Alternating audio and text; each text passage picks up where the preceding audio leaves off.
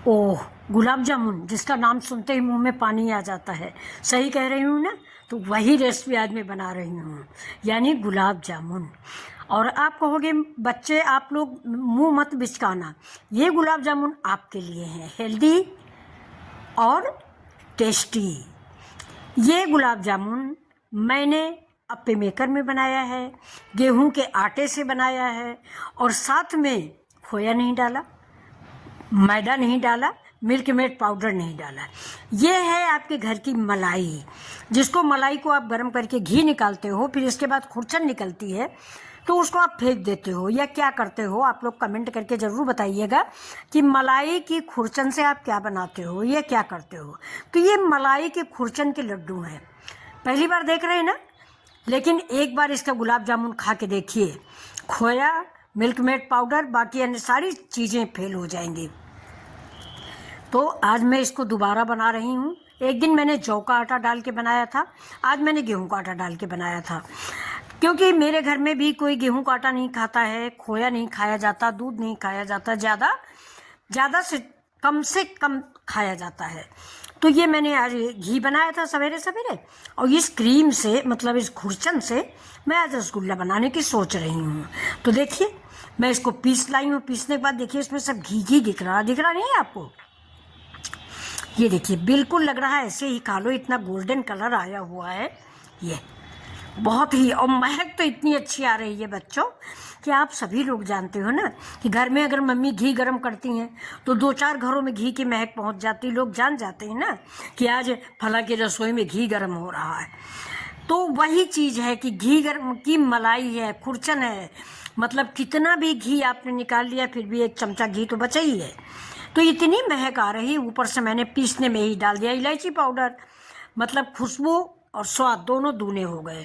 अब इसमें मैदा ऐड करेंगे, इतना वो सारी गेहूं का आटा, आप चाहें तो मैदा ऐड कर सकते हैं। तो ये गेहूं का आटा है, इसको आप इतना ऐड करें कि आपके गुलाब जामुन बन जाए, यानी गोले बन जाए। तो अब देखिए मैंने इसको बना लिया है, अब इसके गोले बना के आपको दिखाते हैं। थोड़ा सा मैंने इसमें नारियल पाउडर ऐड कर दिया है, और इन गुलाब जामुन के अंदर हम भरेंगे किशमिश और काजू, और एक होती है चिरौंजी, आप लोग जानते होंगे, बहुत छोटा छोटा सा दाना होता है, वो भी भरी जाती है चिरौंजी। तो चिरौंजी भी भर सकते हैं, छोटे से बतासे आते हैं वो भी भर सकते हैं। वो इसलिए भरा जाता है कि अंदर थोड़ा सा पोला होता है, मतलब अंदर जो है वो गांठ नहीं पड़ पाती, इसलिए कुछ ना कुछ भर दीजिए। अब ये देखिए हम कैसे इसको भरते हैं। एक किशमिश डाल दिया है मैंने, और किशमिश डालने के बाद इसको हम गोला बना लेंगे। ऐसे ही हम सारे गुलाब जामुन बना लेंगे। तो आप लोग बच्चों कहाँ से देख रहे हो, एक बार अपनी आंटी को बताओ तो। मुझे अच्छा लगता है कि मेरा वीडियो आप लोग देखते हो, आप लोग हमारे बच्चे हो, हैं। तो ये देखिए मैंने हेल्दी और स्वास्थ्यवर्धक डिश आपके लिए भेजी है। इस होली में आप इसको ज़रूर बनाएं, पेट भर के खाएं, कोई नुकसान नहीं करने वाला है, क्योंकि गेहूं का आटा है, आमतौर पे आप लोग रोटियां खाते हो। खुरचन है, उसका भी घी काफ़ी निकल चुका है, पेवर घी नहीं है, ठीक है। और इसके बाद देखना, अभी हम अप्पे मेकर में इसको फ्राई करेंगे। ज़्यादा से ज़्यादा 1 कप चीनी मैंने डाली है इतने रसगुल्लों में, और मुझे वीडियो दिखाना था, नहीं तो हम गुड़ भी ऐड कर सकते थे, गुड़ में कलर और अच्छा आता है, रसगुल्ला भी हल्का ब्राउन होता है, गुड़ डालने से और ब्राउन हो जाता। लेकिन आज मैंने चीनी डाली है। तो ये देखिए मेरे ऐसे ही 2 प्लेट गुलाब जामुन बन के तैयार हुए हैं। अब इधर मैंने चढ़ा दिया है भगोना, और भगोने में मैंने 1 गिलास पानी डाल दिया है।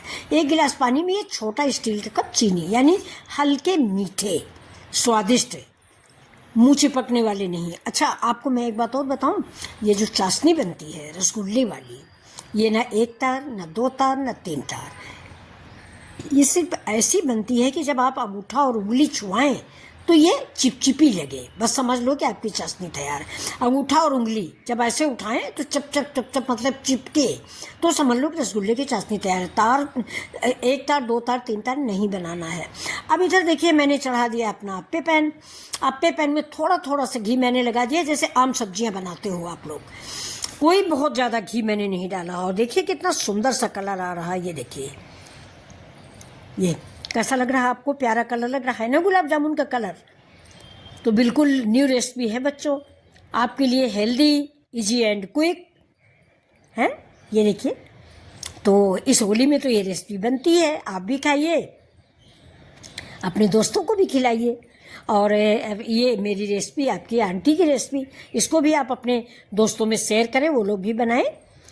जैसे रसगुल्ला खाने का बहुत मन होता है सबका, लेकिन आजकल बच्चों सबको डायबिटीज़ है, या डायबिटीज़ नहीं है तो बॉर्डर पर है, तो लोग चीनी खाना छोड़ रहे हैं।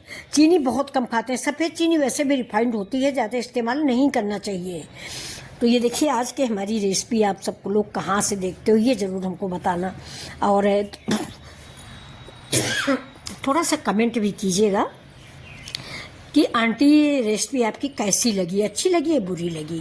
और साथ में मेरा एक क्वेश्चन है कि अगर आप ये जो मलाई बनाते हो, इसकी खुरचन का आप करते क्या हो, हमें भी कमेंट करके बताइएगा। या कुछ आप रेसिपी बनाते हो तो वो भी बताइए, मैं भी सीख लूँगी। ये देखिए, अब चाशनी मेरी तैयार हो गई। बस इतनी ही चाशनी मुझे बनानी है कि हमारे अंगूठे और उंगली इसमें चिपचिपाने लगे। अब देखिए, मैंने इसको बड़े से बाउल में डाल दिया है। अब हमारे गुलाब जामुन जो हैं डायरेक्ट इसमें डाल दिए जाएंगे। इन दोनों में एक सामंजस्य आप रखिएगा, एक गर्म होता है, एक ठंडा होता है, ये मैं हमेशा आपको बताती हूँ। अब ये देखिए, बहुत ही बढ़िया गुलाब जामुन बन गए हैं।